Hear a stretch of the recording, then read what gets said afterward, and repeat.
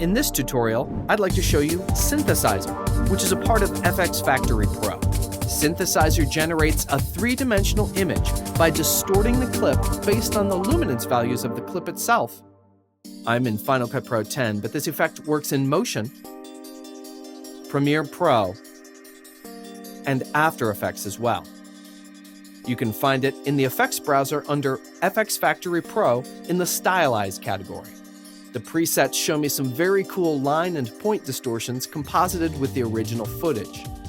I like this preset called Terraforming. Let's dig into the parameters. The effect is driven by these values in the geometry section. It's easy to get the gist of this effect with this preset. You can see that the shape is set to squares, and the original image is extruded using a grid of squares based on the luminance of the clip. Our original image is tilted back in 3D space, and you can see the distortion relative to the brightness of the source. If I go through the different shape settings in the drop-down menu, you can see how the grid changes, but the distortion stays the same. Blend mode allows you to choose a few different composite modes for the effect.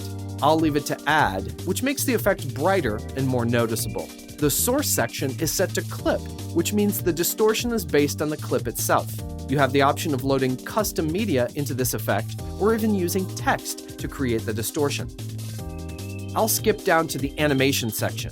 It's set to oscillate right now, which makes this whole clip wave like a flag. I'm going to turn the animation off, so the only distortion you see is from the displacement settings. Above in the displacement settings, it's set to bright pixels. I'll change this to range of pixels.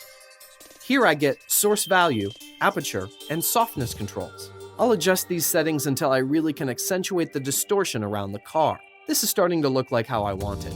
Now I'll adjust the settings of the 3D camera to position the clip and its angle just where I want it. Lastly, I'll animate the camera's swing back value. This is a great tip, as it will allow me to transition in and out of the effect. I like this effect. I'll save it as a preset. So here I've created an opener with some very cool looks, thanks to the FxFactory Synthesizer effect. FxFactory offers a huge selection of great effects, and if you don't have them yet, I suggest you go try them out at fxfactory.com.